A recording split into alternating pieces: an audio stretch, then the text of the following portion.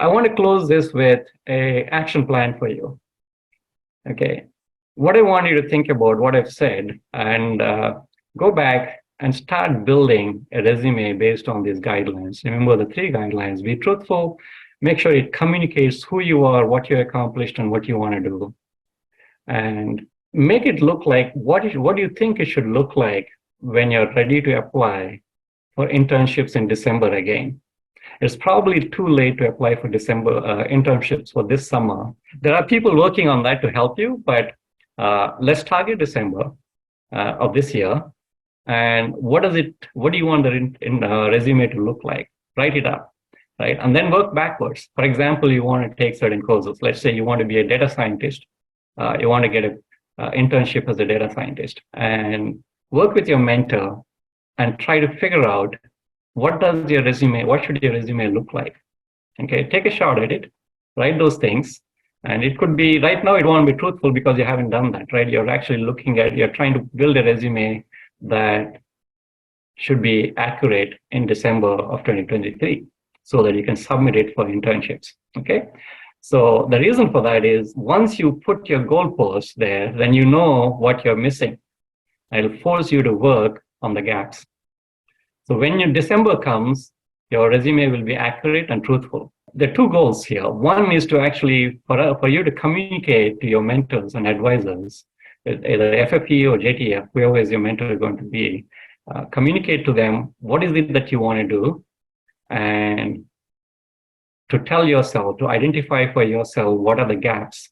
Okay, and they will tell you, if you show me a resume, I can tell you now whether it will get you an internship for a data science position or not. What do you need to do? So you work on that right now to get a resume that would be ready in December. And then you will know what the gaps are. For example, you need to take a course on statistical inference or probability and statistics. You can do that. You'll have enough time to prepare and do that. And that's exactly what I meant by saying a good resume takes a long time to build. It's not about just writing the document. It's about building your career and writing in your resume what you accomplished. So in December, you have all those accomplishments that you put down now, they'll be accurate, okay? Now, as far as myself, I'll be more than happy. I allocate some couple of hours every week. Saturdays, I'm usually, people come to me on Saturday mornings, my time, which would be Saturday nights.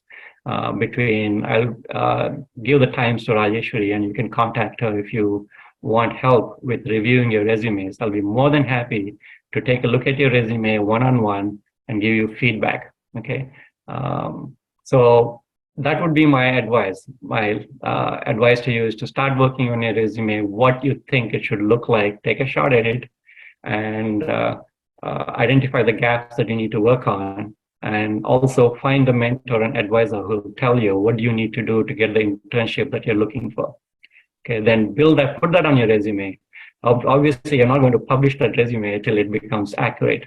So put that on your resume, and at the end of when you talk to your mentor and advisor, they'll tell you whether that resume is good enough to land you an internship for next summer. Okay, and then once that is done, you'll have to work on it by either taking courses or working extra hard on the weekends to fill the gaps in the resume. Do some projects, side projects on your own. Does that make sense to all of you? You understand what I'm saying? Yes, sir. Okay. Yes, sir. Good. Any other questions now? Mr. Balaji, so when you say Saturday evenings, you will be able to allocate how much time? Is it 15 minutes? So typically Saturdays, I start my 9:30 a.m., 9 a.m. till, actually, sorry. So I block my calendar from 8:30 a.m. till 10 a.m. my time, which would be 9 p.m. to 10:30 p.m. your time. Okay, and typically, like for instance, this Saturday, there are a couple of things happening. I think we also have that Women in STEM event this Saturday. Yes. That is taking my next Saturday. Sorry, this Saturday, typically half an hour is taken up. So if somebody sends me an email that they want to review my resume, I will allocate half an hour that I still have for this coming Saturday. Sure. between. Yeah. So the way it works is somebody sends me an email, say, hey, Balaji, do you have some time to talk this Saturday? And I say, yes, I have half an hour between, right now I have between 9:30 p.m. your time and 10 p.m. your time. Okay, Mr. Balaji. So, And it changes from week to week depending on who approaches me. Sure. Sure.